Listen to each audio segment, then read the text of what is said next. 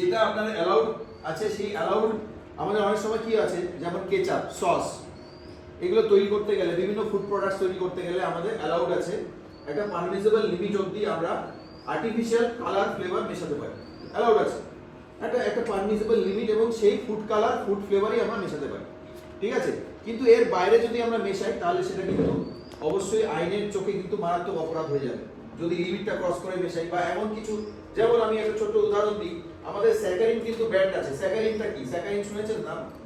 Saccharin হচ্ছে মিষ্টি, মানে আপনি সুগারের জায়গায় চিনির তো দাম আছে না, তো চিনির জায়গায় আপনি ধরুন একটা কোল্ড ড্রিঙ্কস বানালেন বা কোনো একটা ফ্রুট জুস বানালেন বা স্কোয়াশ বানালেন, তো ওর মধ্যে চিনি দিতে হয় প্রচুর পরিমাণ, চিনির জায়গায় আপনি দিলেন হচ্ছে স্যাকারিন। স্যাকারিন খুব সস্তায় পাওয়া যায়, একটা কেমিক্যাল পাউডার, ঠিক আছে। আপাতত এটাই জেনে রাখুন যে এটা একটা কেমিক্যাল পাউডার যেটা খুবই সস্তা। কিন্তু দেখা গেছে এটা 2018 সালে স্যাকারিন ব্যান করেছে WHO, মানে ওয়ার্ল্ড হেলথ অর্গানাইজেশন, বিশ্ব স্বাস্থ্য সংস্থা ব্যান করে দিয়েছে। কেন?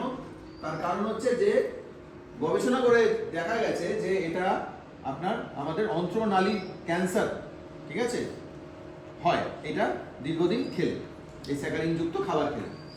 তো এবার ঘটনা হচ্ছে যেটা, সেটা হলো যে এটা ব্যান্ড হয়েছে, কিন্তু আমাদের দেশে এখনো কিন্তু এটা চলছে, এখনো। তো এর বিকল্প অবশ্যই WHO বলে দিয়েছে যে এর বিকল্প আর্টিফিশিয়াল সুইটেনার কি কি ইউজ করা যেতে পারে, মানে সুগারের বিকল্প। স্যাকারিন যদি ব্যান্ড হয়ে গিয়ে থাকে তাহলে বিকল্প তো কিছু থাকবে নিশ্চয়ই, যেটা সস্তায় আমরা ইউজ করতে পারি। তাহলে সেটা হচ্ছে কি, আমাদের অ্যাসপারটেম আছে, অ্যাসিসালফেন কে বলে, দু তিনটে এরকম কিছু কিছু কেমিক্যাল আছে, যে কেমিক্যালগুলো আমরা ইউজ করতে পারি। এগুলো হচ্ছে বলছে ফুড আর্টিফিশিয়াল সুইটনার। কিন্তু আপনাদের এটা একটা প্রশ্ন হতে পারে, স্যার